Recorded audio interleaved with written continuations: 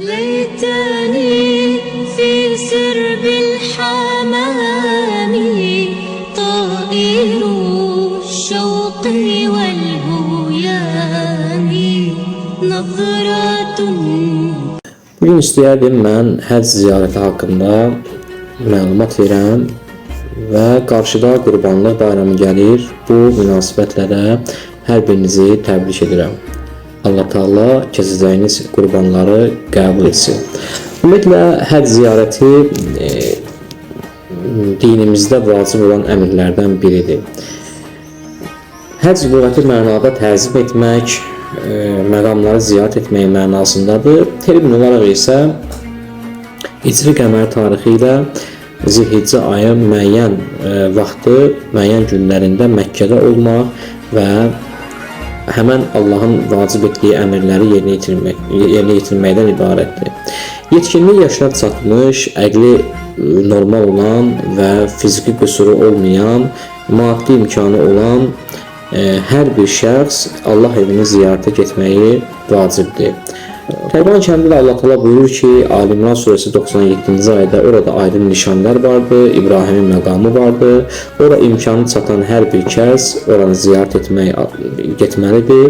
Bu onun üzərində bir borcdur və Allah qarşısında bir borcdur. Kim bunu inkar edərsə özünə zülm etmiş olar. Allah əlbəttə alimlərə möhtac deyildir. Ümumiyyətlə həccin mahiyyəti və fəlsəfəsi bundan ibarətdir ki, insan həcc ziyarətinə getməklə bir növ Allahla əhd peyman bağlayır. Yəni ilahi, mən bura gəldim, sənin əmrlərinə qəbul etdim və yenidən öz əməllərimə başlayıram. Çünki həcc ziyarətində olan insanın günahları təmizlənər, Allah Taala onu yenidən dünyaya gəlmiş kimi günahlarından, anadan gəlmə günahlarından onu paklayır. Həccin əməllərinə aid olan terminləri mən deyərdim. Terminlər bilənlər bilirlər: miqat, ehram, təlbiyə, səfa, mərva, ərəfat, müzdəlifə, mina, cəmərə, təksir və qurban, təşrik günləri və s. Baxanda biz Beytullah Həzrəti İbrahim oğlu Həzrəti İsmail əleyhissalamla birlikdə Kəbəni inşa etdilər və ibadət etdilər və Quranda Allah Taala buyurur ki, bir vaxtlar İbrahimə Beytullahı yerinə hazırlamış və ona demişdi: mənə heç bir şey şərik qoşma və beytimi təvaf edənlərlə, namaz qılanlarla, rükû edənlərlə və səcdə edənlər üçün yaxşı bir şəkildə təmizlə. Bəli, Məkkə xəbərləri adlı əsərdə qeyd olunur ki, Kəbə evini ilk dəfə ziyarət edən məhz Adəm əleyhissalam olmuşdu. Yəni Adəm əleyhissalam cənnətdən çıxarılıb yer üzünə göndərildiyi zaman indiki Məkkə ərazisində yerləşdirilmiş və həmən Allahın evini də ziyarət edən məhz Adəm əleyhissalam olmuşdu. Məkkə şəhəri milad 630-cu ilə qədər Kəbə bütləri ilə dolu idi. Müşriklər tərəfindən öz üsullarına görə ziyarət olunurdu. Və Quran-Kərimdə həcc və ümrəni Allaha görə tamamlayın ayəsi nazil olduqdan sonra Həzrət Peyğəmbər bir dəstə sahabə, yəni 1400 sahabə ilə artıq Məkkəyə yola düşür və müşriklərlə qarşılaşır və müşriklər Peyğəmbəri həcc ziyarətinə buraxmırlar. Orada Hüdeybiyyə adlı məntəqədə dayanırlar və Hüdeybiyyə sülhü imzalandıqdan sonra Həzrət Peyğəmbər geri qayıdır. ليتني في سرب الحمام طائر الشوق والهيام نظرة.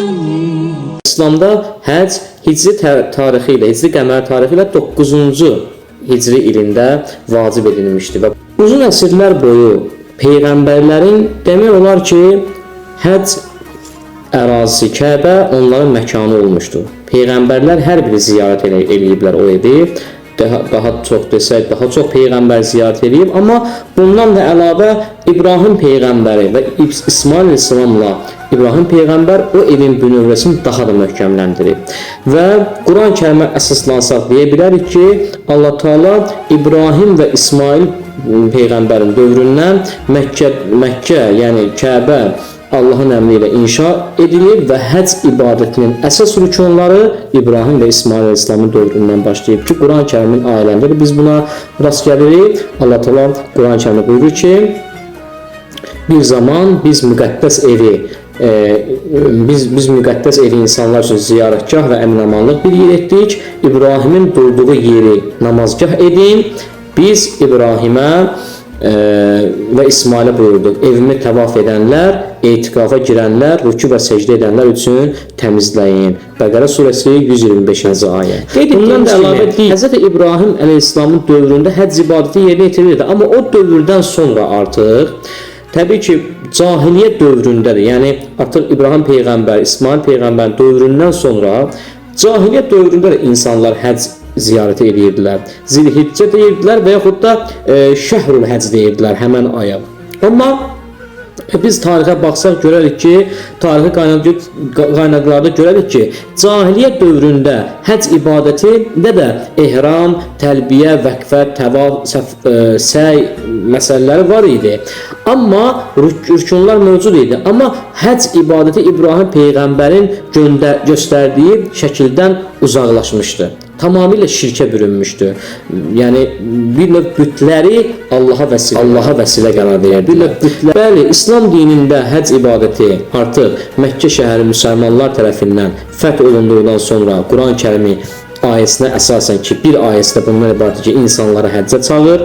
Onlar oraya piyada, süvari şəklində, istər atlı, istər süvari, istər piyada şəklində uzaq yoldan yollanan hər cür yorğun və arğın dəvələrlə gəlsinlər. Həcc surəsi 27-ci ayədə Allah təala buyurur. Ancaq müşriklərin maneçiliyi nəticəsində qeyd etdiyimiz kimi Peyğəmbər o il həccə edə bilmir və geri qayıdır və bundan sonra Həzrət Peyğəmbərin iştirak etmədiyi həcc ziyarətində belə deyək də artıq bundan bir neçə il sonra Allah Resulü həcc ziyarətində iştirak edir. O özünün iştirak etmədiyi həcdə belə deyək də həcdə ora Kəbəyə, yəni Məkkəyə vali təyin edir, Əttab ibn Hüseydi vali təyin edir və ondan sonraki birinci xəlifə Əbu Bəkri təyin edir və daha sonra dediyimiz kimi artıq hicrətin 10-cu ilində Həzrət Peyğəmbərimiz sallallahu aleyhi və səlləm özü son vida həccində iştirak edir. Allah Teala bu ziyarəti bizim üçün qəbul qərar versin. Bir daha qarşıdan gələn bayramınız mübarək olsun. Vəssalamu aleykum və rəhmətullahi və bərəkatuhu.